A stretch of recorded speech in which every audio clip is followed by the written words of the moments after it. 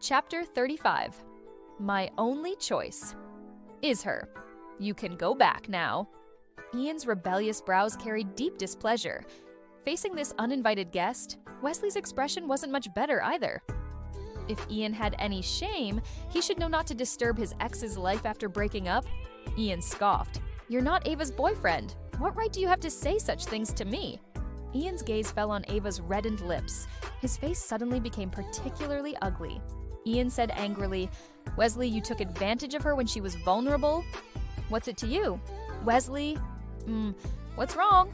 The person in Ian's arms opened her eyes a crack, her face unconsciously nuzzling against his chest, her voice sticky and muffled, like a little kitten just waking up. Nothing. Go back to sleep. Ian softened his voice and gently patted Ava's arm. Ava was extremely tired. She didn't notice that the speaker's voice had changed.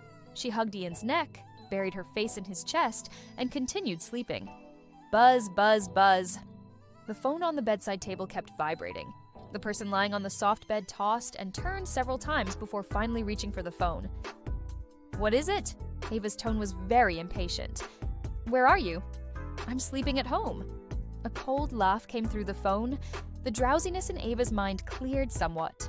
She moved the phone away from her ear to look at the screen. Adrian. She suppressed her displeasure at being woken up and put the phone back to her ear. Adrian, are you at my house? Young Master Pierce, have some water. Mrs. Quinn's voice entered the receiver. Ava scratched her hair. It seemed Adrian had indeed gone to her house. No wonder when she said she was sleeping at home, Adrian reacted that way. He must think she was lying to him. Not many people knew she lived here. The Hart family didn't know, so naturally, Adrian didn't know either. Adrian. Grace's cheerful voice came through, followed by the rustling sound of the sofa cushions sinking. Then came the beeping sound of the phone being hung up. Ava threw her phone aside, got out of bed to find some clothes, washed up, and went downstairs. In the living room, 7 pounds was crouched beside Ian's feet, while Wesley sat on the other side of the sofa. 2 men and a dog. The atmosphere was extremely strange. Ava began to suspect she wasn't fully awake yet. Why were both of them at her house? This morning, Wesley said he would drive her home. Then, she seemed to have initiated a kiss with Wesley, then fell asleep? Why was Ian here? Ava? As soon as Ian looked up, he saw Ava standing at the foot of the stairs. His sullen face immediately brightened, while 7 pounds had already gotten up first and bounded toward her. It ran to Ava's feet, rubbing against her leg and whimpering a few times, as if it had suffered great grievances. Ava bent down to pet 7 pounds' head. Ava! Both men stood up simultaneously, their gazes directed straight at her. Ava felt a bit of a headache coming on. She had many suitors, but having 2 suitors waiting at her house for her to wake up was truly a first. Most importantly, she needed to go back to the Hart house now. Why are you both at my house? Ava pressed her lips together in a light smile as she walked step by step toward the sofa in the center of the living room. She stopped between the 2 men. Ian touched his nose, feeling somewhat guilty. You didn't reply to messages yesterday. I was afraid something happened to you, so I came to find you. Ava smiled gently. How did you know I lived here? Ian was at a loss for words. He had naturally used his family's connections to find where Ava lived, but Ava hated most when people did these things behind her back.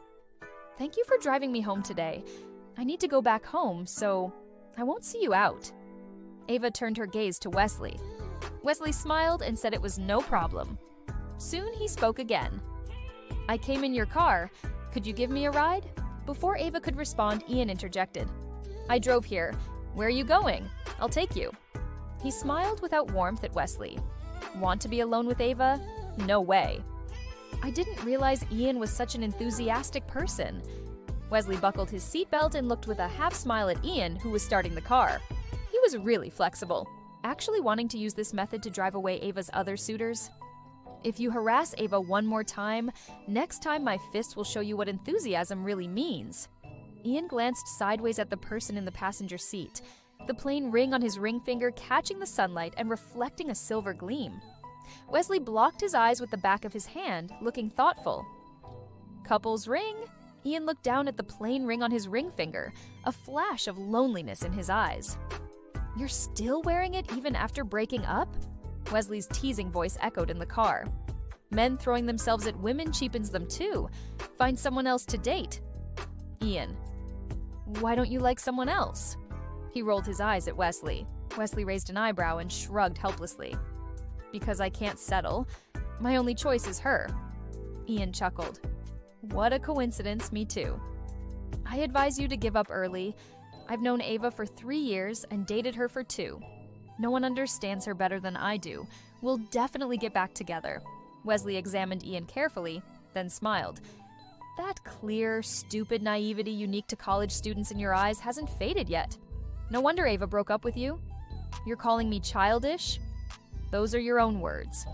When she returned to the Hart house, her parents, Grace, and Adrian were all sitting on the sofa. Most of the talking was done by her parents. Grace didn't say much. Adrian was even more sparing with words. Ava greeted all 4 with a sweet smile and sat down beside Adrian. When she sat down, Grace's expression stiffened momentarily. Then she instinctively grabbed Adrian's sleeve. You didn't come home yesterday either. What were you doing? Monica frowned at her daughter, who started checking her phone as soon as she sat down. I went to Autumn's house yesterday. Ava made up an excuse. If her mother knew she had bought a villa, she'd probably lecture her for 2 hours. Her mother always felt sorry for her father's hard work earning money. She forbade her from spending money recklessly. Every time there was a large expense, she'd give her an educational lecture. In contrast, whatever Grace wanted, her mother would satisfy, never saying an extra word. What did you go to her house for? She's someone who frequents entertainment venues. You should play with her less. Monica disapproved. Philip spoke sternly. Your mother is right. Since you're close with the Hale family's youngest son, rein in your playful nature. It's rare that he thinks well of you. If you marry into the Hale family, it would benefit our family immensely. Before he finished speaking, Ava felt a sharp pain in her waist. She turned to meet Adrian's eyes, so cold they showed no emotion whatsoever.